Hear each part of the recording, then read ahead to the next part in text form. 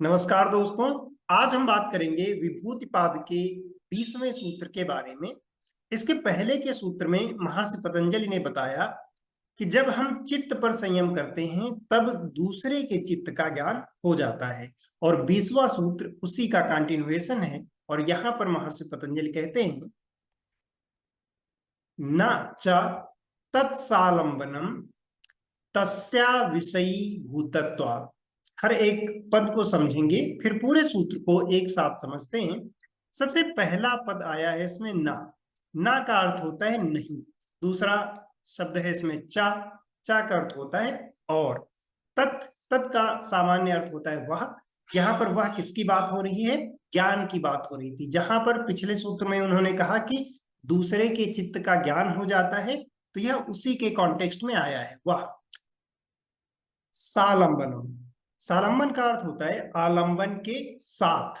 और अगला पद है तस्य। तस्य का मतलब होता है उसका।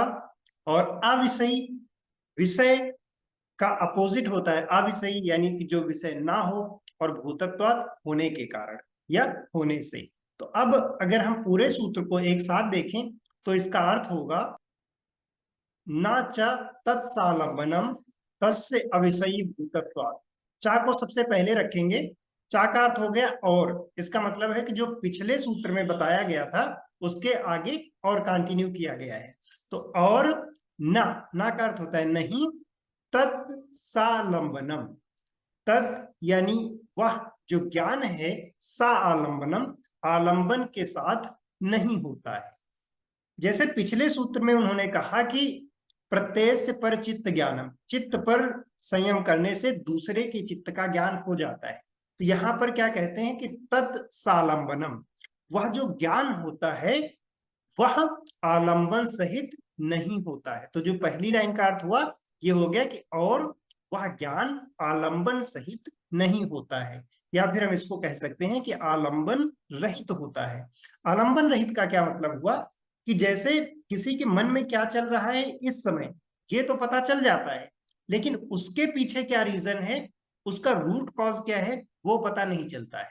तो यहाँ पर जो जानकारी मिलती है वह एट दैट मोमेंट क्या हो रहा है, वो मोमेंट्री जानकारी मिल जाती है, बट उसके पीछे का रीजन क्या है ये चीजें पता नहीं चलती है। और ऐसा क्यों होता है इसको वो आगे वाले पद में बताते हैं।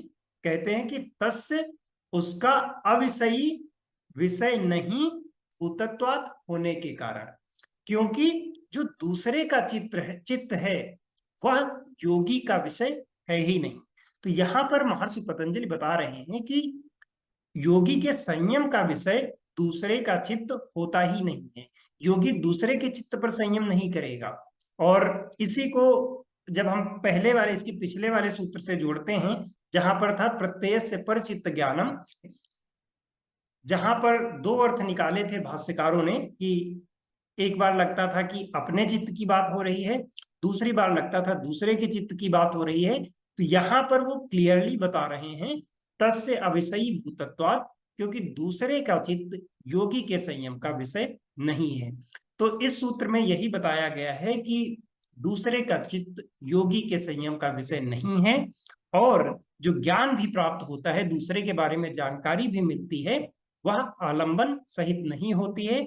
यानी कि डीप में उसके क्या है ये पता नहीं चलता है, बट उस समय किसी के मन में क्या चल रहा है इस तरह की चीजें हमें पता चल जाती हैं।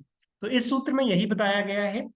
आगे 21वें सूत्र की चर्चा हम अगले वीडियो में करेंगे। इस योग की जानकारी को सभी लोगों तक पहुंचाने में सहयोग करें। इसके लिए चैनल को सब्सक्राइब कर लीजिए और ज्यादा से ज्यादा लोगों तक इसको शेयर कीजिए। धन्यवाद।